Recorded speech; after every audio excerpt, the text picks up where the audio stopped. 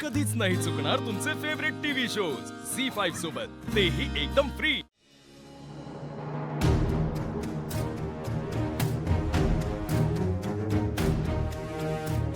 मला तर वाटतंय गुढीचं प्लॅनिंग पण हिचंच असणार आहे। दिवसभर गायब होती, नेमकी गुढी पडायच्या वेळेला आली आहे। बाहेर सावली बाहेर आहे। घाबरायचं काय कारण? घाबरायचं काय कारण आहे? हं? आम्ही काय विचारतोय, तू कुठे होतीस इतक्या वेळ आणि नेमकी पूजेच्या वेळेस कशी काय आली सांग बघू।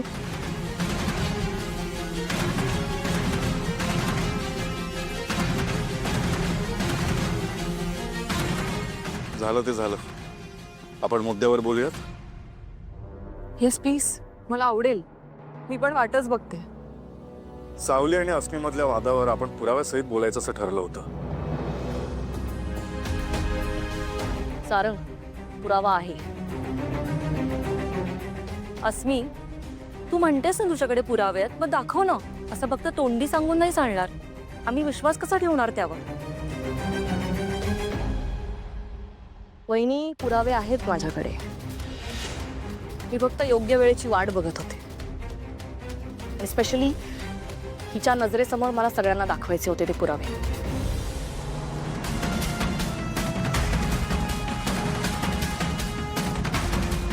हे बघ,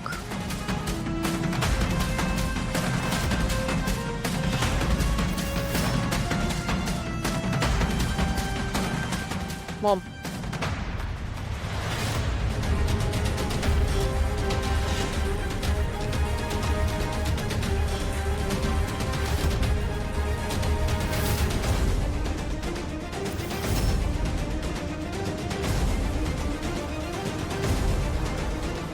आजचा आहे? ऑफकोर्स। बघा नक्की हो, झालं तर मग मिळाला पुरावा, आणखीन काय हवंय?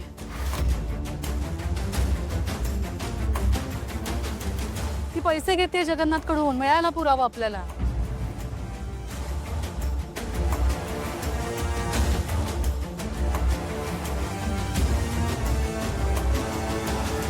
सावली बाळा, अगं काय केलंस हे?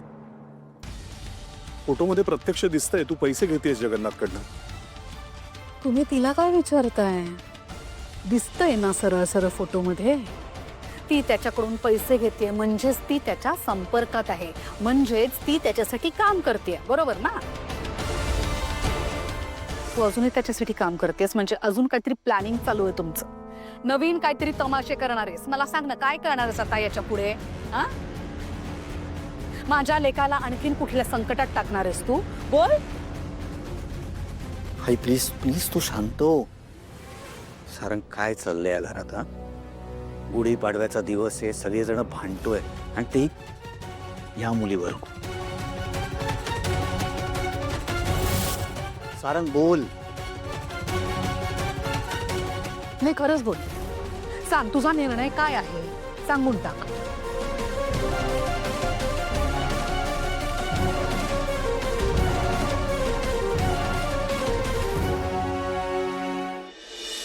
काही महिन्यांपूर्वी तू जगन्नाथकडून पैसे घेतले होते माझ्यावर प्रेमाचं नाटक करण्यासाठी।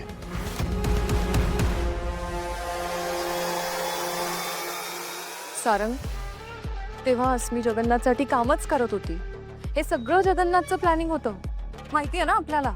आणि त्यानंतर अस्मी खरोखर तुझ्या प्रेमात पडली, आणि म्हणूनच जगन्नाथने तुझ्या आयुष्यातून अस्मीला बाजूला करून या मूर्ख मुलीला आणलं।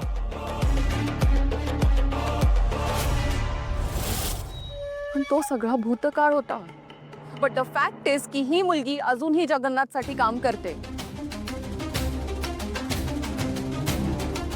म्हणजे तुला म्हणायचं आहे की सावली आधीपासून जगन्नाथसाठी काम करत होती आणि आता सुद्धा हे जे नाटक करते त्यासाठी पैसे घेतले? येस।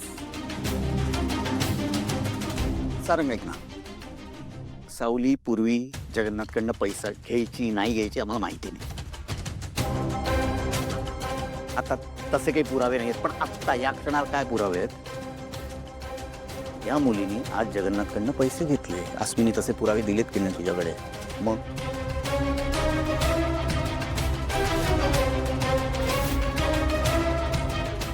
दादा मी काय म्हणतो, हे जे सगळं आहे ते आपण सारंगवर सोडूया का? कारण शेवटी निर्णय त्याचा आहे ना. तेच करतोय. बबलू, या फोटोमध्ये सावली जगन्नाथकडून पैसे घेते असं दिसतंय. हा फोटो खरा आहे? हो खरंय. मी माझ्या स्वतःच्या डोळ्यांनी बघितलंय. म्हणजे आणखी एक पुरावा आहे आपल्याकडे. एक मिनिट, सावलीने पैसे का घेतले? आणि नेमकं तू काय बघितलंस? मी सावली वहिनीला शोधत होतो तेव्हा मी सखदेव दादाच्या फोनवरचं बोलणं ऐकलं. बरं आहे मी. हा अप्पू कसा आहे? मग मला कळलं की अप्पू दवाखान्यात आहे. मग सारंग दादाच्या सांगण्यावरून मी दवाखान्यात गेलो तर तिथे अप्पू ॲडमिट होता.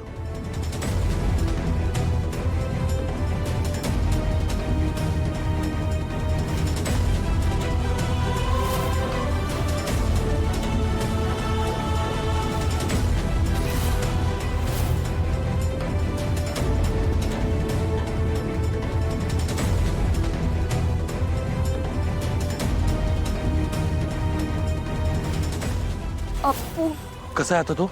ICU मध्ये येतो. पण डॉक्टर काय म्हणाले? होईल बरं, पण पैसे लागणार आहेत. किती लागणार आहेत? बबलू, हे जे सगळं तू सांगतोयस हे सगळं सत्य आहे हे कशावरून? मी व्हिडिओ रेकॉर्ड केलाय. दाखव सगळ्यांना.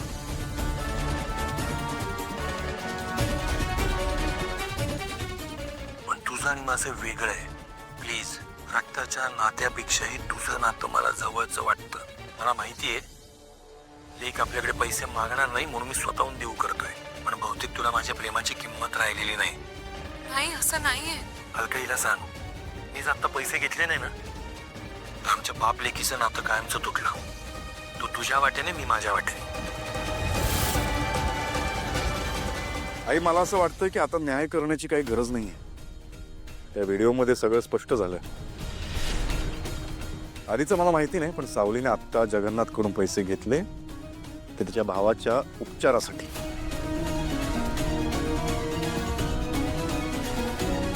अस्मिक, हे असलं वागणं ना थांबव, नाहीतर माझ्या मनातून ना तू उतरत जाशील. सत्याला असत्याचा मुखवटा घालण्याचा प्रयत्न करू नकोस.